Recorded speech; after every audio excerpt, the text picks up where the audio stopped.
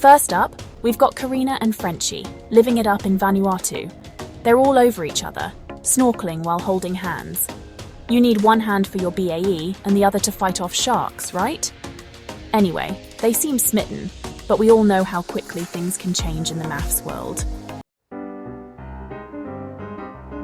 Next up, we've got Jamie and Hot Dave, and let me tell you, things got heated. And no, not in a good way. Jamie had a full-blown meltdown because her fake tan leaked all over her suitcase. I mean, I get it, a girl's gotta maintain her glow, but this was next level. It was like a scene from a Greek tragedy, complete with dramatic sobs and accusations. Honestly, I can't tell if this is real life or just a really bad episode of Keeping Up with the Kardashians.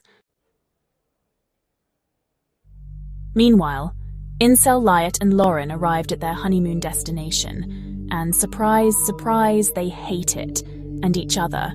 This relationship is more toxic than a uranium smoothie. Lauren tried to make conversation, asking, "Is there anything you would change about married life?" And Incel-liot replied, "Apart from the wife. I mean, come on, who even says that?"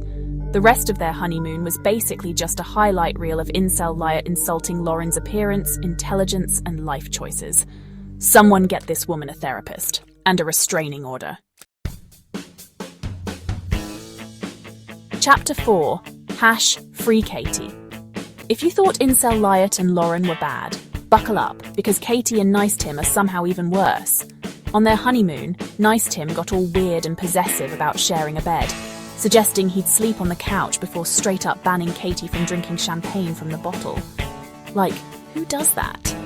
And don't even get me started on the backwards hat. Seriously, this man is pushing 40 and still dressing like a teenage skater boy. Someone get this woman a bottle of Moet and a one-way ticket to literally anywhere else.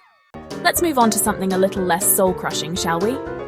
Awena and Adrian seemed to be hitting it off at their wedding, until Adrian dropped the ball. Hard.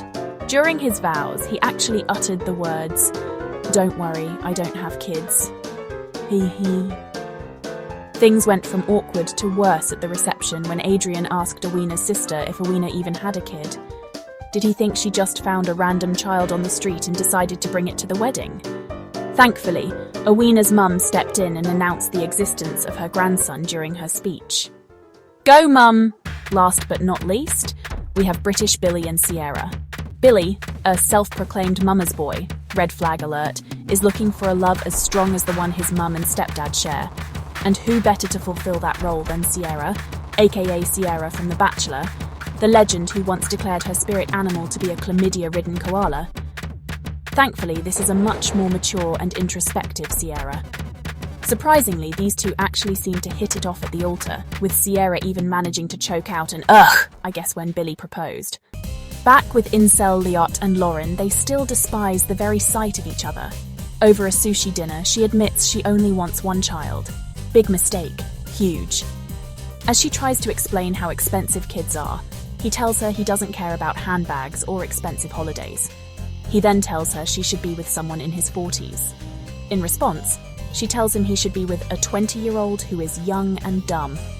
She leaves the dinner, and the next day, Incel-liot packs his stuff and tells Lauren that staying in the experiment is pointless. Until next episode, let's manifest that.